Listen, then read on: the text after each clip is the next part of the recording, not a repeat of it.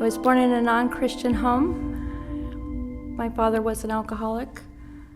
I became an alcoholic at the age of 13, and I was a meth addict by the age of 18.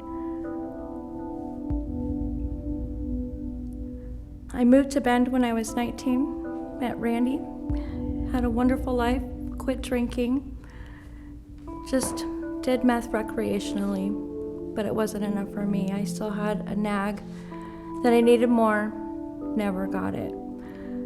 I moved back to Clackamas in 1993 and met my future husband at the age of 29. We were married when I was 30 and divorced a year later because of his alcoholism.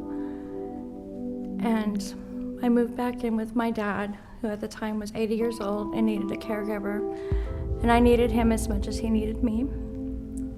I was clean and sober then. My dad passed away at the age of 86, and shortly after that I lost his house to litigation, and I was homeless. My neighbor had a niece who needed a nanny, and I gladly took the job and soon realized that they were meth dealers. And I was back in my addiction, even more so than before.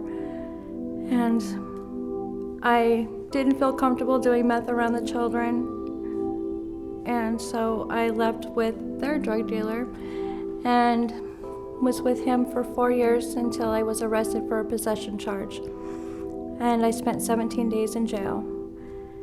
After I got out of jail, I went to Bridges to Change program, the mentoring program, and I met Kathy Grant. She came to our mentoring sessions, and she invited me to celebrate recovery. And on February 9th, 2010, I asked Jesus Christ to come into my life, because my life was so unmanageable. I was doing a really bad job at it. And when I accepted Christ into my life, he just embraced me with so much love and joy. And it was an overwhelming experience. It's like that first golden hour.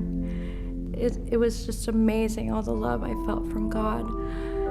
I am now the mentor of the Women's Recovery House. And I mentor 12 women. And I get to minister about Jesus Christ every day with them. And I am the co-leader of the Women's Chemical Dependency class in Celebrate Recovery. And today, I'm also leading the Women's 12-Step in Celebrate Recovery. I am just so blessed. God has given me another job that gets to coexist as manager, and I get to travel, and my life verse means a lot to me. It's Jeremiah 29:11. For I know the plans I have for you, declares the Lord.